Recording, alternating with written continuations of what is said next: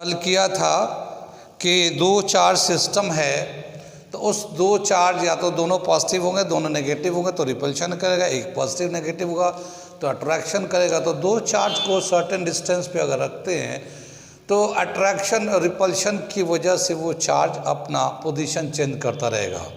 अगर हम चाहते हैं कि उसको इक्विलिब्रियम में लाया जाए, स्टेबल बनाया जाए, तो एक थर्ड चार्ज हमें लाना पड़ेगा और पोजीशन के हिसाब से कि अगर दो टर्मिनल चार्ज के हिसाब से जो थर्ड चार्ज है in between the two charge रखें या outside of the two charge रखें। ये हम लोगों ने कल का पूरा करा, पोजीशन निकाला कि कहाँ रखेंगे, मैग्नीट्यूड ऑफ चार्ज निकाला कि कितना होना चाहिए, नेचर ऑफ चार्ज भी निकाला था।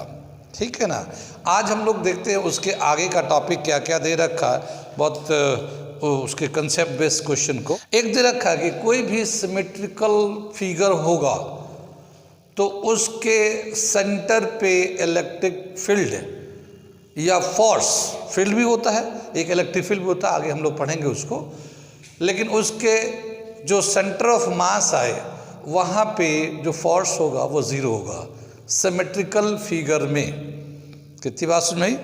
अब जैसे हम लोग एक देखते हैं, एक ट्रायंगल है इक्विलेटरल ट्रायंगल।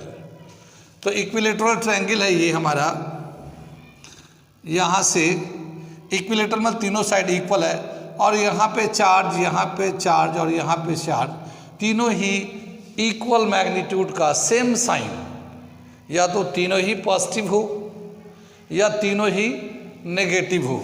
अगर हम लोग उसको रखते हैं, ठीक है ना, या तो तीनों ही पॉजिटिव हो, ठीक है ना, या फिर तीनों ही नेगेटिव हो। जब हम लोग रखेंगे तो इसके सेंटर पे, मतलब इसको हम बोलते हैं सेंट्रोइड। सेंट्रोइड एक मीडियन ये होता है, एक मीडियन ये होता है, एक मीडियन ये होता है। तो जहाँ पे ये तीनों मीडियन से इंटरसेक्ट करते हैं इसको हम बोलते हैं सेंट्रोइड। और यहाँ पे जो सेंट्रोइड पे जो फोर्स होगा, net force on centroid will be zero. आगे हम बढ़ेंगे तो बताएंगे भी कैसे, लेकिन हम एक जनरल परसेप्शन है कि कोई भी रेगुलर सिमेट्रिकल फिगर होगा तो उसके सेंटर पे नेट फोर्स ज़ीरो होगा अगर इक्वल चार्ज उसके वर्टिसेस पे रखते हैं तो।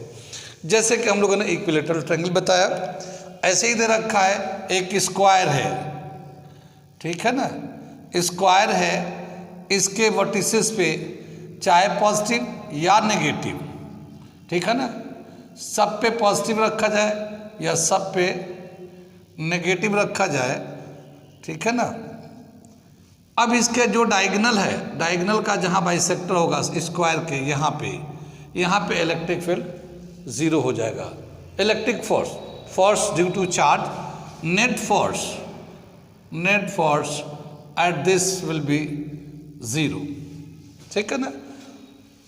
इसी तरह से अगर हम लोग लेते हैं रेगुलर पेंटागन का मतलब ये है कि जो पेंटागन 5 साइड का होता है पर उसका लेंथ बराबर होगा, उसका अरेंजमेंट रेगुलर होगा, ठीक है ना। तो एक रेगुलर पेंटागन अगर लेते हैं हम लोग, रेगुलर पेंटागन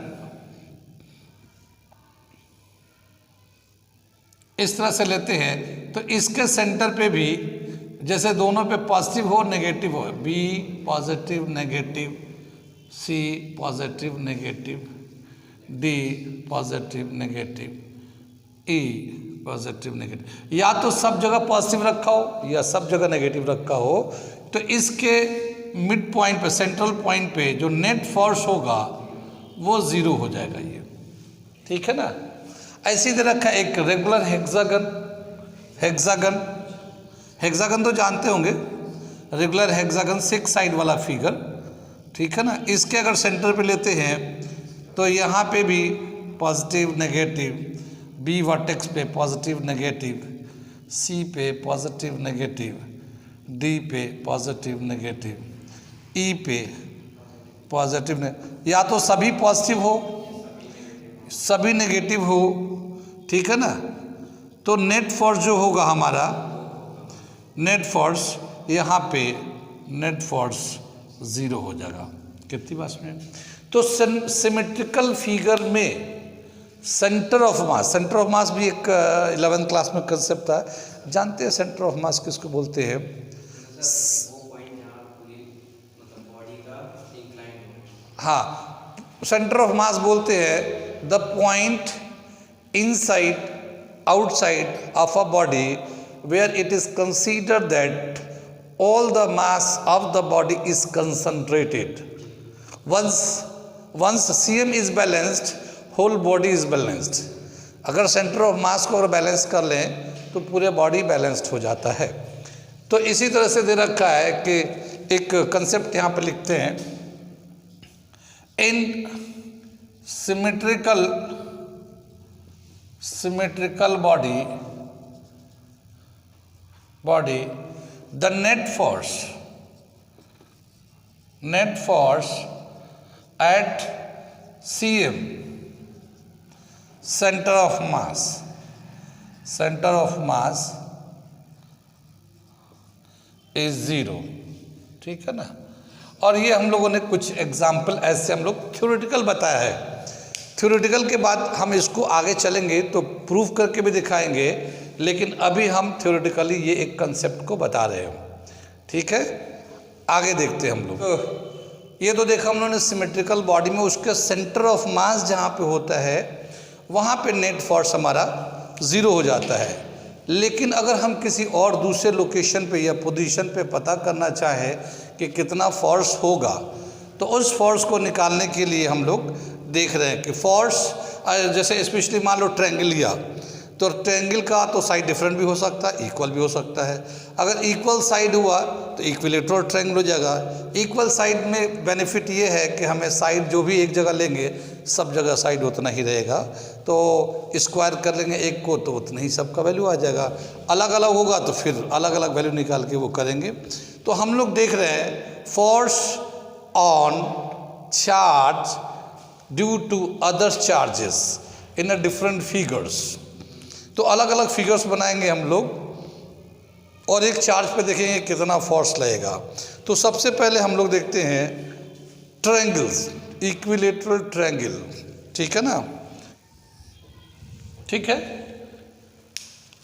एक इक्विलेटरल ट्रायंगल लेते हैं हम लोग। ये हमारा एक इक्विलेटरल ट्रायंगल है,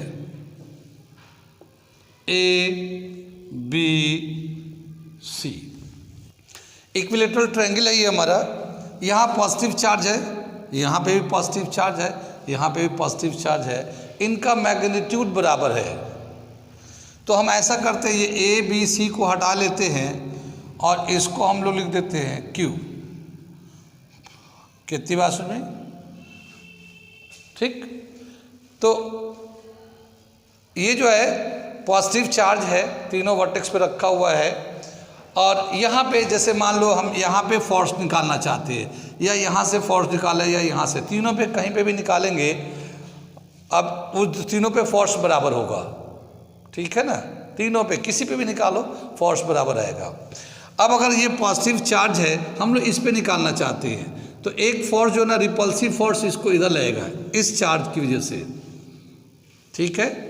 ये हम लोग लेवलिंग रखते हैं ताकि उसको लिखेंगे ना तो आसानी रहेगी। तो इस B से A पे जो फोर्स लगेगा इसका डायरेक्शन इधर होगा, फोर्स जो वेक्टर क्वांटिटी है तो इसका डायरेक्शन इधर होगा। C से A की तरफ जो फोर्स लगेगा इसका डायरेक्शन इधर होगा। कितनी बात सुन में। तो ये B से जो चार्ज है, A पे जो चार्ज है, उसको रिपल्सिव फोर्स की वजह से इधर जा रहा होगा, इधर से इधर जा रहा है, और ये इन दोनों का रिजल्टेंट का डायरेक्शन होगा, ठीक है ना। याद है हम लोग 11th क्लास में एक टॉपिक है addition of two vectors, triangle of vector addition and parallelogram of vector addition. तो उसमें क्या होता है कि जब दो vector tail to tail join करते हैं तो हमारा जो रिजल्टेंट होता है ना, उसके पैरेललोग्राम के लॉ के हिसाब से ये हम जैसे एक वेक्टर का टेल दूसरे वेक्टर का टेल ऐसे ज्वाइन करते हैं, तो ये जो डायगोनल होगा इसका रिजल्टेंट होगा। तो इसे हम लोग कंप्लीट करते हैं इस तरह से और इस तरह से। कितनी बात सुन। और ये जो रिजल्टेंट है तो R जो है इसको मान लो ये P है, ये Q है, क्योंकि इसका Q है, दो वेक्टर जो है। तो रिजल्टेंट वेक्टर का जो मैग्नीट्यूड निकालते हैं वो P square plus Q square plus 2pq cos theta whole root डाल देते हैं। ये जो थीटा है कॉस थीटा, इन दोनों वेक्टर के बीच का कितना एंगल है ये हम लोग वेक्टर लॉ के हिसाब से निकालते हैं। मैग्नीट्यूड ऑफ रिजल्टेंट, डायरेक्शन तो हम लोग बाद में निकालते हैं, डायरेक्शन का भी निकालते हैं हम लोग, लेकिन मैग्नीट्यूड निकालेंगे तो कितना होगा। तो ऐसे ही देखा कि बी से ए वाले चार्ट पे फोर्स लग रहा है आउटवर्ड डायरेक्शन में, सी से फोर्स लग रहा है ए पे आउटवर्ड डायरेक्शन में, ये दोनों का टेल यहाँ पे जुड़ा हुआ है तो इसका रिजल्टेंट बीच में आएगा। पैरेललोग्राम लॉ के हिसाब से निकालेंगे तो रिजल्टेंट का मैग्नीट्यूड इतना होगा। कितनी बात सुन में।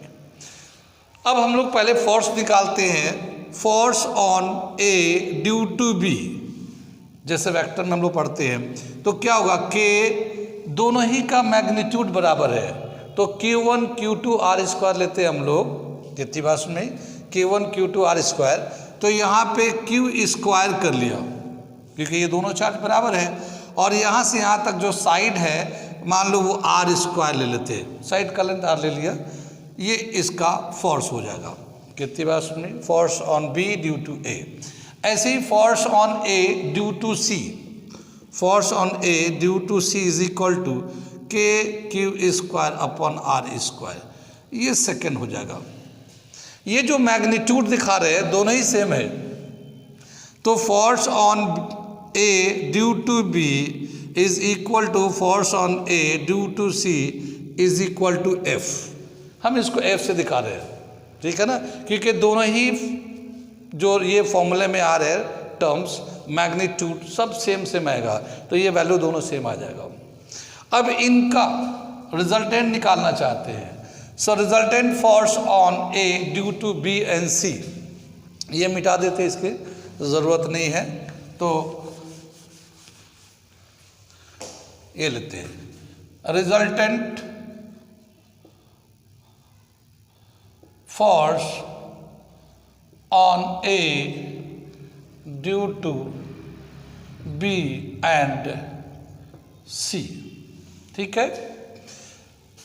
एफ हम लोग डैश ले लेते हैं इसको, force on A due to B का square, force on A due to C square, two force on A due to B into force on A due to C cos theta angle, और इसका root ले लिया।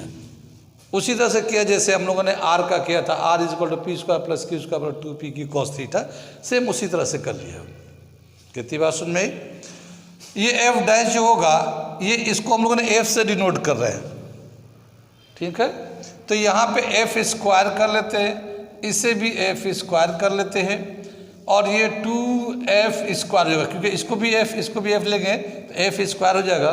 कितनी बात सुनिए, और इन दोनों के बीच का एंगल कितना होगा, कॉस थीटा, लेकिन थीटा कितना होगा, ये इक्विलेटरल ट्रायंगल है तो ये इक्विलेटरल में सभी एंगल 60 के होते हैं, तो जितना ये होगा उतने उसका वर्टिकली अपोजिट एंगल हो जाएगा। तो कॉस 60 ले लेते हैं हम लोग, कॉस थीटा को हटा के 60 ले लिया, और ये हम लोगों ने रिजल्ट रूट लगा लिया। एफ डैश जो है कॉस 60 का वैल्यू कितना होता है,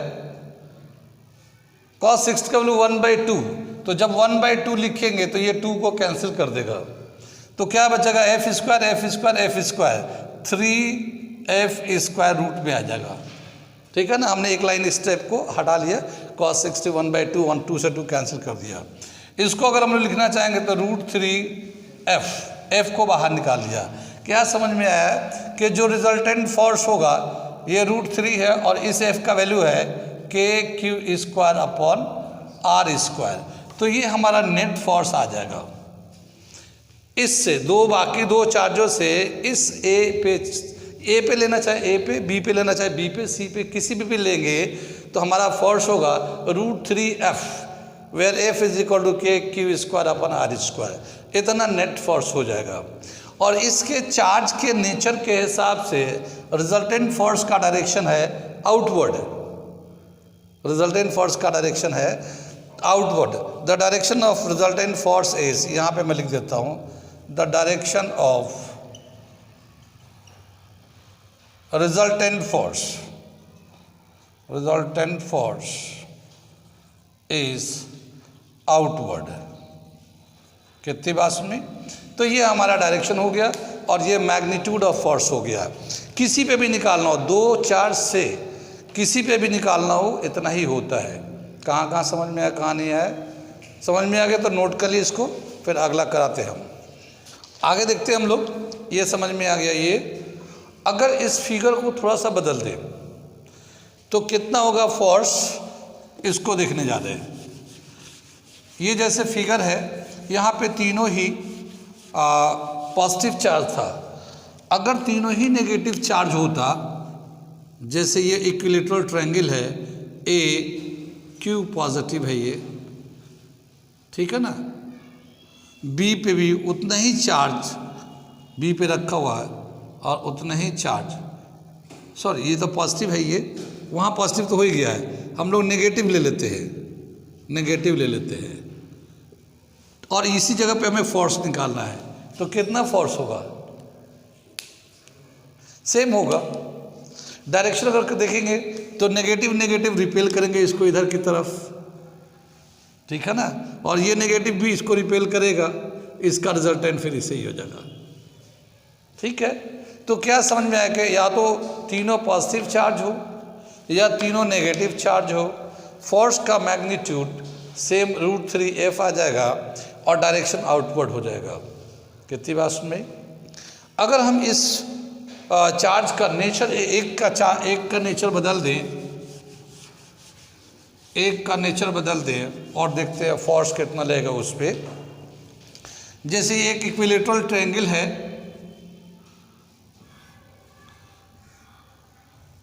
ये इक्विलेटरल ट्रायंगल है ए, यहाँ पे सपोज करते हैं कि ये नेगेटिव चार्ज है और ये बी के पॉइंट पे ये पॉजिटिव चार्ज है और सी पॉइंट पे भी पॉजिटिव चार्ज है। इक्विलेटरल ट्रायंगल है, तीनों चार्ज का मैग्नीट्यूड तो सेम है पर नेचर में दो सेम टाइप के हैं और एक डिफरेंट टाइप का है। जो डिफरेंट है उस पे फोर्स निकालना चाहते हैं। जो डिफरेंट चार्ज है और दो सेम चार्ज, उन दो सेम चार्ज से उस डिफरेंट चार्ज पे कितना फोर्स लगेगा वो देखना चाहते हैं। तो ये पॉजिटिव है, ये नेगेटिव है, तो हम लोग का जो फोर्स होगा ये हमारा, ये अट्रैक्ट करेगा अपनी तरफ, इस तरह से रिपेल करता है तो ये अब नेगेटिव को अपनी तरफ अट्रैक्ट करेगा, ये भी पॉजिटिव इस नेगेटिव को अपनी तरफ अट्रैक्ट करेगा ये, ठीक है ना। जब ये अट्रैक्ट करेगा तो ये जो नेट फोर्स होगा इधर से और ये इधर से ऐसा हो जाएगा, ठीक है ना, और इनके बीच का एक जो रिजल्टेंट होगा वो इधर की तरफ हो जाएगा, ठीक है ना, टूवर्ड द सेंट्रॉइड हो जाएगा। तो ये जो नेट फोर्स होगा वो कितना होगा? वो जो नेट फोर्स होगा, ये जो दिखा रहे इसका सेंट्रल फोर्स, ये कितना होगा? ये इसी के बराबर होगा। क्यों?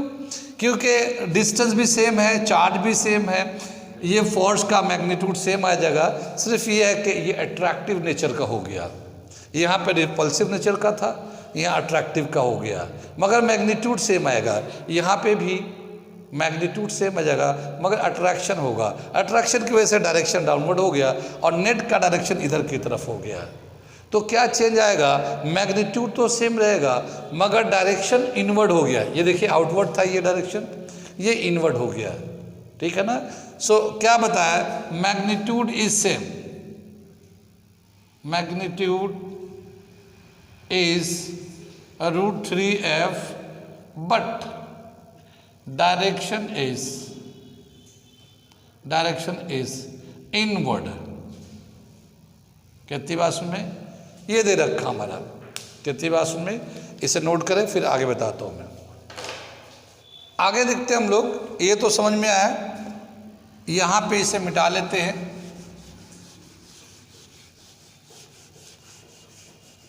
यहां पे जो फोर्स निकाला यहां पे, ये क्या दिखा रहे हैं कि दो जो लाइक चार्ज है उससे तीसरा जो अपोजिट चार्ज है उस पे कितना फोर्स लग रहा है। कितनी बात सुनी? ऐसा भी तो हो सकता है कि इन दो लाइक पे, इनकी वजह से या इसकी वजह से क्या फोर्स लगेगा, वो मैं ज़रा फिगर बना के दिखाता हूँ तो समझ में आएगा। ये सपोज करते हैं इक्विलेटरल ट्रायंगल है, यहाँ पे एक पॉजिटिव चार्ज है, यहाँ पे पॉजिटिव चार्ज है, ठीक है ना, पॉजिटिव चार्ज है ये, यहाँ पे भी है, और यहाँ पे नेगेटिव चार्ज है, ठीक है। अब हम चाहते हैं कि इस वाले यानी ये जो पॉजिटिव चार्ज है इस पे कितना इन दोनों चार्ज की वजह से फोर्स लगेगा, ठीक है। तो यहाँ पे क्या होगा, ये वाला दोनों चार्ज के बीच में रिपल्शन होगा, सेम चार्ज है ना, तो रिपल्शन होगा, तो ये हम लोग का रिपल्शन इधर की तरफ हो रहा होगा, ठीक है। और ये जो है ना इसकी वजह से अट्रैक्शन हो रहा होगा, तो ये अट्रैक्शन का एरो जो दिखाएंगे हम लोग पॉजिटिव टू आउटवर्ड दिखाते हैं, ठीक है ना, पॉजिटिव से आउटवर्ड अट्रैक्शन की वजह से ये इस तरह से दिखाएंगे, कितनी बात में। तो ये जो फोर्स होगा, force on A due to B जो होगा K Q square upon R square, ठीक है ना, इसकी वजह से होगा ये। Force on A due to C, ठीक है ना, ये मैग्नीट्यूड ही लेते हैं सिर्फ, K Q square upon R square. ये सिर्फ इतना कर सकते कि ये माइनस कर सकते हैं, क्योंकि इन दोनों में एक प्लस एक माइनस चार्ज है, तो मल्टीप्लाई प्लस माइनस माइनस बच जाएगा, ठीक है ना, कितनी बात सुनिए। अब इन दोनों फोर्स का, इसका फोर्स इसके फोर्स का जो रिजल्टेंट होगा वो किधर जाएगा, तो इसका रिजल्टेंट इस तरह से हो जाएगा, इस तरफ काम कर रहा होगा, ठीक है, कितनी बात सुनिए। अब क्या बताया कि अगर ये इस तरफ काम कर तो इन दोनों फोर्स के बीच का एंगल कितना होगा, इन दोनों फोर्स के बीच का एंगल होगा 120। क्यों? क्योंकि ये तो हमारा 60 है ही इक्विलेटरल का, और टोटल ये 180 होगा स्ट्रेट लाइन का, तो 60 माइनस करते 120। तो यहाँ पे क्या बताया कि इन दोनों फोर्स के बीच का एंगल है 120 डिग्री। आगे चलते हैं, ये कितना समझ में आई है, ठीक। तो ये वाला फोर्स इनका रिजल्टेंट फोर्स, तो जब रिजल्टेंट फोर्स निकालेंगे तो अभी हम लोगों ने बताया था कैसे रिजल्टेंट फोर्स निकालेंगे। तो F dash is equal to force, ये वाला फोर्स को हम लोग एफ से दिखा सकते हैं, इसको एफ से दिखा दे रहे हैं, इसको भी एफ से दिखा दे रहे हैं। तो क्या होगा, F square 2f square cos 120 degree, और ये रूट में आ गया, कितनी बात सुन में, ठीक। ये एफ डैश जो है ये कॉस 120 का वैल्यू कितना, -1/2, -1/2। तो ये 1/2 जब आएगा तो 2 से 2 कैंसिल होगा, और वो माइनस प्लस माइनस हो जाएगा, तो क्या होगा, ये 2f square minus f square. ये समझ में आया, क्योंकि 2 तो इससे कैंसिल हो गया था 1/2 से, और ये प्लस माइनस माइनस हुआ था, ये माइनस हो गया, f 2f स्क्वायर, ये रूट में था, कितनी बात में। और ये आ जाएगा f, ये f आ जाएगा, तो f dash is equal to f यानी K Q square upon R square, a square कुछ भी ले सकते हैं। तो ये जो है हमारा नेट फोर्स आ जाएगा, यानी इन दो चार्ज जो सेम चार्ज है उस पर अगर अनलाइक चार्ज से फोर्स निकालते किसी एक पे, तो जहाँ पे एक दो चार्ज के बीच का फोर्स है वही नेट फोर्स है, ठीक है ना, K Q square upon R square या ए स्क्वायर ले सकते हैं, ठीक है। तो इसे नोट करिए इसको, ठीक। ये यहाँ पे हम लोगों ने फोर्स निकाला। अगर हम लोग चाहते हैं कि इन चार्ज की वजह से, लाइक चार्ज की वजह से इसके सेंट्रॉइड पे कितना फोर्स लगेगा, ठीक है, वो हम लोग देखना चाहते हैं। मिटा दें इसे,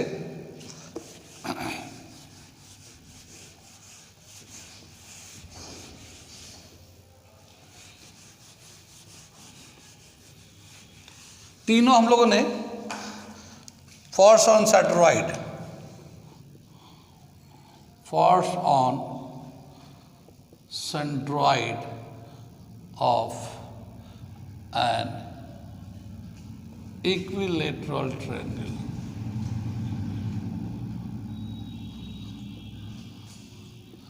ठीक है। ये हम लोगों ने एक इक्विलेटरल ट्रायंगल ले लेते हैं, ठीक। ये ए बी सी, ठीक। और यहाँ पे जो चार्ज है सबको मान लेते हम लोग, ये पॉजिटिव चार्ज यहाँ ले लेते हैं, ठीक है ना।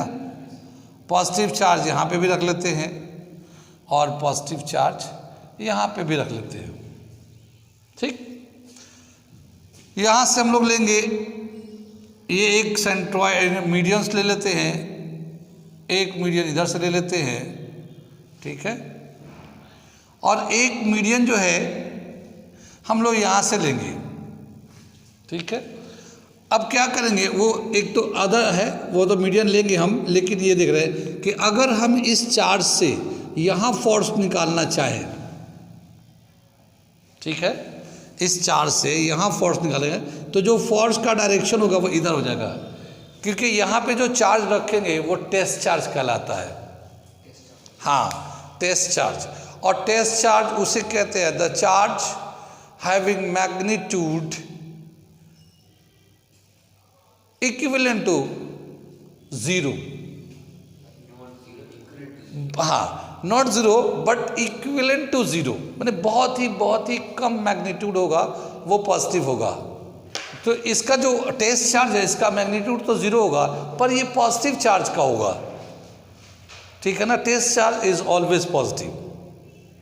हम आगे जाएंगे इलेक्ट्रिसिटी में तो मैं थोड़ा सा इसको एलाबोरेट करूंगा, यहाँ पे सिर्फ बताते हैं। तो क्या हुआ, ये पॉजिटिव रिपल्शन हो रहा होगा इस पर, तो इधर की तरफ फोर्स लग रहा होगा। यहाँ से भी इसी तरह से एक फोर्स इस पे लग रहा होगा। कितनी बात सुन में आई। ये जो एंगल था, टोटल एंगल जो है ना 60 का था, तो ये आधा एंगल 30 का हो जाएगा, यहाँ पे भी 30 हो जाएगा। कितनी बात सुन में आई। तो ये एंगल कितने का हो जाएगा, 120 डिग्री, ठीक है ना। ये 30 है, ये 30 है, ये ट्रायंगल लेंगे तो ये 120 हो जाएगा। 120 का मतलब ये जो एंगल है इसके बराबर हो जाएगा ये, ठीक है।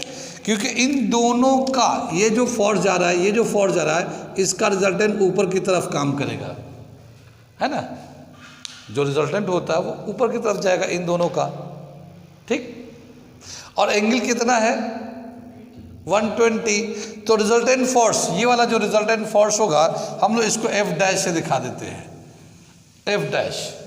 तो F dash is equal to, इधर वाला जो फोर्स है, जितना भी फोर्स है एफ स्क्वायर, फिर यहाँ से जो फोर्स लग रहा होगा वो भी एफ स्क्वायर, 2f स्क्वायर और कॉस 120 डिग्री रूट लगा दिया।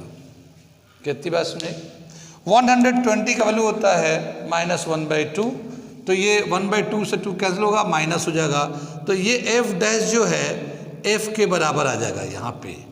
कितनी बात सुने।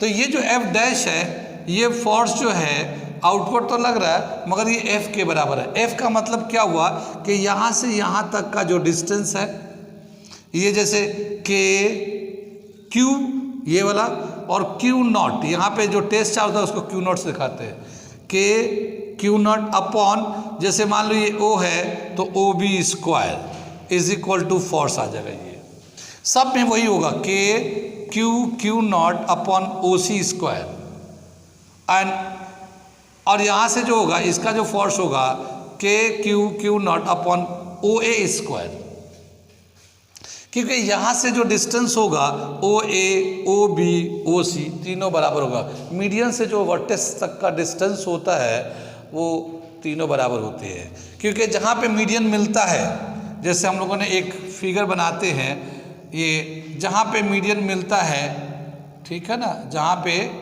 मीडियन मिलता है वहाँ से हम लोगों ने एक रेडियस लेके सरकम सेंटर बनाते हैं। सरकम सेंटर बचपन में पढ़ा था 10th क्लास में, सरकम सेंटर। तो यहाँ से ये अगर सरकम सेंटर तो ये रेडियस हो जाएगा, ये रेडियस हो जाएगा, ये रेडियस हो जाएगा। एक सर्कल में सभी रेडियस बराबर होते हैं, ठीक है ना। तो जैसे ओ ए ओ बी ओ सी इस फिगर में बराबर आएंगे। तो ये जो नीचे का डिस्टेंस है K Q naught upon O B square O C square O D square सभी बराबर आएंगे। कितनी बात सुने। यहाँ पे हम लोगों ने क्या देखा कि इस चार्ज की वजह से यहाँ फोर्स और चार्ज एट सी की वजह से ये फोर्स, और इन दोनों का रिजल्टेंट आउटवर्ड ये फोर्स, ये एफ डैश जो है ना एफ के बराबर है, कितनी बात में। और ये वाला जो फोर्स है O B K Q naught upon O B square, और अगर हम लोग चाहें तो K Q naught upon O C square भी लिख सकते हैं, ठीक है ना। ये एफ के बराबर है, कितनी बात में। अगर हम लोग ए से जो चार्ज रखा हुआ ओ पे निकालना चाहेंगे तो क्या हो जाएगा उसका force on O due to A K Q naught upon O A square, ठीक है ना, ओ ए स्क्वायर, कितनी बात में। Since O A is equal to O B is equal to O C, ये सब बराबर है, तो ये जो फोर्स, ये वाला जो फोर्स आ रहा है इसके बराबर होगा, इसके बराबर होगा, और ये जो फोर्स है वो ये इसके बराबर है, और ये जो फोर्स है एफ डैश के बराबर है, यानी एफ डैश इस वाले फोर्स के बराबर है, ठीक है ना, कितनी बात में। और F dash is equal to force on O due to A, इसके बराबर होगा मैग्नीट्यूड के हिसाब से। लेकिन अगर डायरेक्शन लेंगे इसका तो डायरेक्शन किधर होगा, इस वाले चार्ज से जो फोर्स लग रहा होगा इधर की तरफ लग रहा होगा, कितनी बात में। तो इस वाले चार्ज से फोर्स इधर की तरफ लग रहा है, और इन दोनों चार्ज की वजह से फोर्स ऊपर की तरफ लग रहा है। दोनों का मैग्नीट्यूड सेम है मगर डायरेक्शन अपोजिट है, तो नेट फोर्स कितना, 0।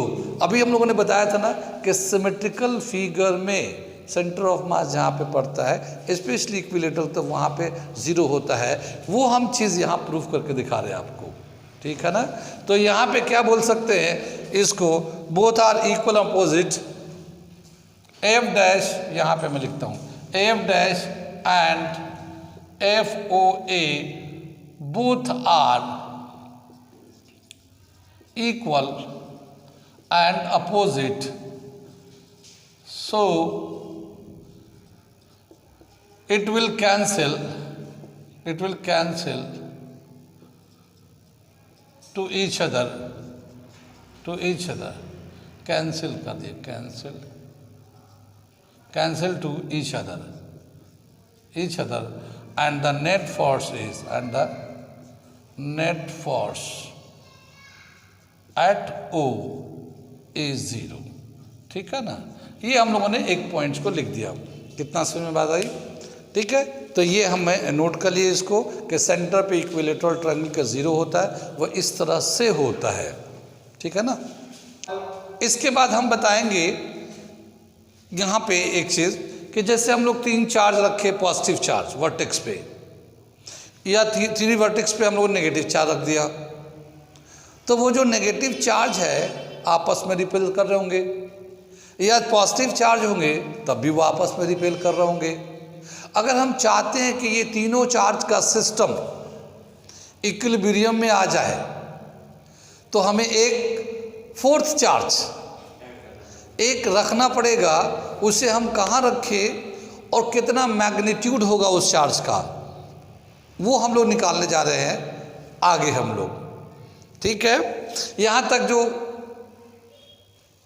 लेक्चर है आप सुन रहे, समझ रहे, और जो लोग देख रहे हैं आपको समझ में आ रहा हो कि आपके बुक में डायरेक्ट इस तरह से कहीं पे भी नहीं मिलेगा।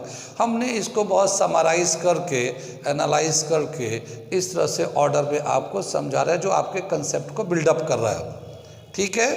आगे जितने भी चैप्टर्स है उन सब में इसी तरह का हम कंसेप्ट देते रहेंगे। तो अगर इस चैनल को चाहते हैं, लाइक करना चाहते हैं, सब्सक्राइब करना चाहते हैं तो आप लाइक सब्सक्राइब कर लिए, ताकि जितने भी नोटिफिकेशन हो या जितने भी वीडियोस जो आते रहेंगे आपको टाइम पे मिलते रहेंगे, ताकि आपके प्रिपरेशन प्रॉपर हो सके और आप अच्छे नॉलेज को गेन कर सके, ठीक है।